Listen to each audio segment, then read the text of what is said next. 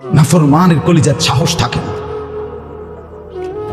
দেশ বলেন, জাতি বলেন, ইসলামের জন্য, দ্বীনের জন্য, আল্লাহর দ্বীনের জন্য কলিজার খুন লাগলে, ইমানের তাজা রক্ত লাগলে কওমের সন্তানরাই সবার আগে দেবে, দিচ্ছে, আগামী দিনও দেবে ইনশাআল্লাহ। মুমিন কাপুরুষ হয় না, নাফরমান কাপুরুষ হয়। নাফরমান ঠিকটা না, তোমরা মাহাদির পক্ষে ভিড়তে পারবা না, দাজ্জালের দলে হারায় যাবা বেনামাজিরা। মনে রেখো, আমার নাম মনে রেখো, আনিসুর রহমান। হুজুরে বলে গেছে, বেড়ি চাও, রাত নাই দিন নাই, কত লক্ষ বেড়ি চাইলে তোমার শখ মিটবে? হ্যাঁ, চেহারা দেখছো কোনোদিন? বেনামাজি ছেলেরা সারাদিন সারা রাত যেগুলো মোবাইলে উলঙ্গ ছবি দেখো, চেহারা দেখছো কোনোদিন? জন্তু জানোয়ারের সাথে মিলাই দেখো। হিসাব করে যারা পানি লও না, কুত্তার লগে মাঝে মধ্যে চাইও, দেখবা কুত্তা তোমার এমনি দিবে যে ওকে আমরা থ্যাংক ইউ। বলবে আল্লাহ মিছে কথা কইছি, আমি স্বীকার করি, অস্বীকার করে কুলাই থাকতাম না, কিন্তু এত মিছে কথা মনে হয় না আমি কইছি। ফেরেস্তা মনে ফেরেস্তারা আটটাবার জিঙ্গান না, ওটা কোনো বাড়াইয়া লেখছি না। আল্লাহ তাআলা তখন এরকম মিথ্যা বলতে শুরু করবে যখন নাফরমান, আল্লাহ বলবে থাম বেঈমান, থাম, তুই একদম কথা বন্ধ কর, আমি শোনাচ্ছি। এবার আল্লাহ বলবে জমিন তুই বল। ইয়াউমাইদিন তুহাদ্দিসু আখবারাহা, জমিন কথা বল। আল্লাহ বলবে এবার অঙ্গ প্রত্যঙ্গ তোরা বল, হাত পা বল।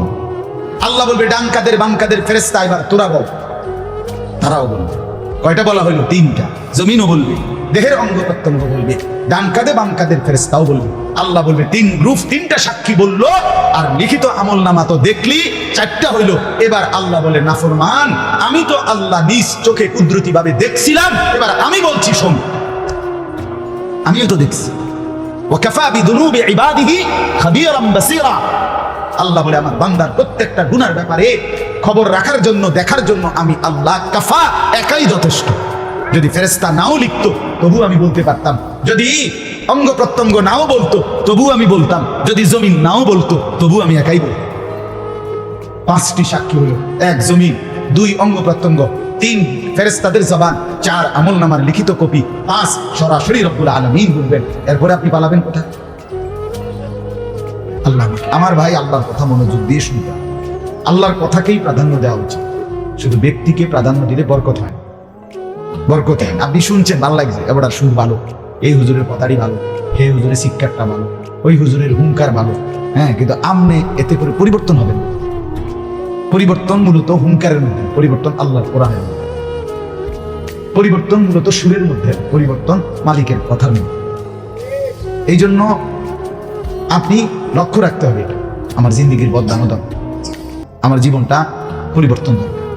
আমরা প্রত্যেকে স্বীকার করি আর না করি, হাসতে হাসতে কিংবা অসুস্থ দুঃখে, যে যেভাবে বুঝি কিংবা না বুঝি, গুরুত্ব দেই অথবা গাফলতি করি, আমরা মরে যাব। মৃত্যু আমাদের নিশ্চিত, কবর আমাদের নিশ্চিত। নিশ্চিত কিনা বলে? যে বুঝছে তার জন্য নিশ্চিত, যে বুঝে নাই তার জন্য নিশ্চিত। গুরুত্ব দিলেও কবরে যাইতে হবে, টোটালি বিষয়টা যদি আপনি পাত্তাও না দেন তারপরেও আপনাকে কবরে যেতে হবে। সহজ কথা, একদম সাধারণ। কাজেই চির সত্য যেই কথাটা, চির বাস্তবতা যেটা, যেটাকে অ্যাভয়েড করা, যেটাকে অস্বীকার করা কোনোই সুযোগ দেয়, কোনোই সুযোগ নেই। একেবারে ন্যূনতম কোনো সম্ভাবনা মৃত্যুকে এড়াইবার আছে কি? তাইলে যেটা একেবারে চিরন্তন বাস্তবতা, চূড়ান্ত বাস্তবতা, সেটাকে গুরুত্ব দেওয়া উচিত। আমাকে এটা ছাড়া কোনো উপায় নাই, আমাকে মরতেই। কুল ইন্নাল মাউতাল্লাযী তাফিরুনা মিনহু ফাইন্নাহু মুলাকীকুম। আল্লাহ তাআলা বলে, বন্ধু আপনি বলে দেন, মৃত্যু থেকে তোমরা যেখানেই পলায়ন করো না কেন, মৃত্যুই তোমাদের সাথে সাক্ষাৎ করবে।